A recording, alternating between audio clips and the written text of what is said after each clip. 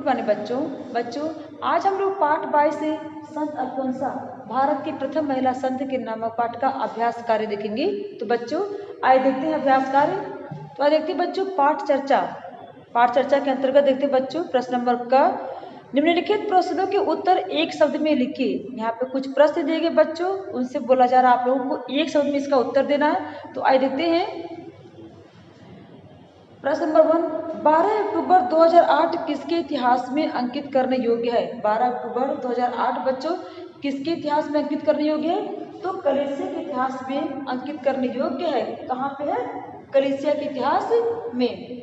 दूसरा है कॉटेट्टम शहर किस प्रदेश में स्थित है? तो कॉटेट्टम शहर बच्चों केरल प्रदेश में स्थित है। ठीक है। तीसरा है अल्फोंसा को संत की उपाधि कहाँ दी गई? तो बच्चों अल्फोंसा को संत की उपाधि रोम में दी गई। ठीक है। चौथा है अल्फोंसा का निधन कब हुआ था? तो बच्चों अल्फोंसा का निधन 28 जुलाई 1946 को हुआ था। कहाँ हुआ था बच्चों? 28 जुलाई 1946 को हुआ था। ठीक है। आगे देखते बच्चों ग तथ्य सही है या गलत? यहाँ पे बच्चों ख जो है प्रश्नोत्तर आप लोग को मैं दे दूंगी आप लोग को। ठीक है। तो आप यहाँ पे आइए ग देखिए तथ्य सही है या गलत। यहाँ पे कुछ वाक्य दिए गए, ये पूछ रहा है कि सही है गलत। देखिए केरल के दक्षिण भाग में कोटेट्टम नामक शहर है। तो केरल के दक्षिण भाग में कोटेट्टम नामक शहर है। हाँ बच्चों ये सही है। दूसरा है बालिका का लालन पालन उनकी चाची ने किया।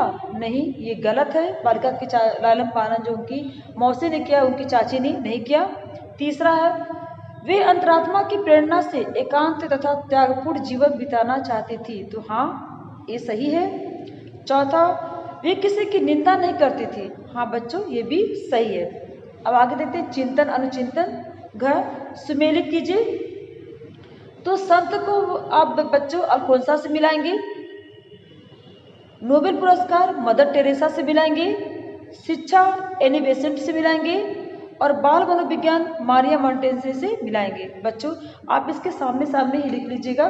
संत को अल्फोंसा से मिलाएंगे, नोबेल पुरस्कार को मदर टेरेसा से मिलाएंगे, शिक्षा जो है एनी बेसेंट से मिलाएंगे और बाल मनोविज्ञान मारिया मोंटेस्क्यू से मिलाएंगे। ठीक है। अब आगे देखते हैं। यहाँ पे देखिए भाषा चिंतन के अंतर्गत देखिए क्या आप लिखे बच्चों एक प्रत्यय लगा करके नए शब्द बनाना है। एक प्रत्यय लगा करके बच्चों नए शब्द बनाने हैं। जैसे धर्म में हम एक प्रत्यय लगाएंगे तो क्या होगा? धार्मिक। संसार में हम एक प्रत्यय लगाएंगे तो क्या होगा? सांसारिक। समाज में हम लोग एक प्रत्यय लगाएंगे तो क्या होगा? सामाजिक। आत्मा में एक प्रत्यय लगाएंगे तो क्या होगा? आत्मिक। इस तरह से बच्चों ये एक प्रत्यय लगा करके आप अपनी कॉपी में लिख लीजिएगा। पहला का धार्मिक, दूसरा का सांसारिक, तीसरा का सामाजिक, चौथा का आत्मिक। ठीक है। आगे देख 6 देखते बच्चों इन उपसर्गों से युक्त 2 नए शब्द लिखिए। यहाँ पर देखिए क्या है? निस्तार का निस्तार, निश्चल, निर्मलता का निर्जल निर्जन, सुशोभित का सुगम सुपात्र, विलास का विलाप वियोग। एक बार पुनः देख लेते बच्चों निस्तार का निस्तार निश्चल, सुशोभित का सुगम सुपात्र, निर्मलता का निर्जल निर्जन, विलाप का विलाप और वियोग। ठीक है। अब जब देखते हैं इन विशेषणों को हटाकर नए विशेषण लिखिए। यहाँ पे कुछ शब्द दिए गए हैं उनको लिखना बच्चों।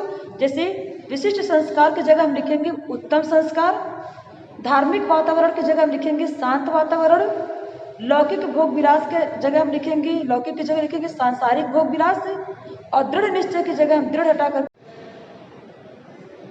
आगे देखते हैं जब समास विग्रह कीजिए तथा वाक्य प्रयोग द्वारा अर्थ स्पष्ट कीजिए। यहाँ पे बच्चों मैं आपको अर्थ बता दे रही हूँ, वाक्य प्रयोग आप लोग स्वयं करिएगा। जैसे पालन और पोषण, अंतर की आत्मा, दीप की शिखा और प्रेम का भाव। तो इस तरह से बच्चों यहाँ पे मैंने विग्रह कर दिया है। आप लोग इसको अपने कॉपी में वाक्य प्रयोग खुद करिएगा, इसका अर्थ स्पष्ट करिएगा। ठीक है।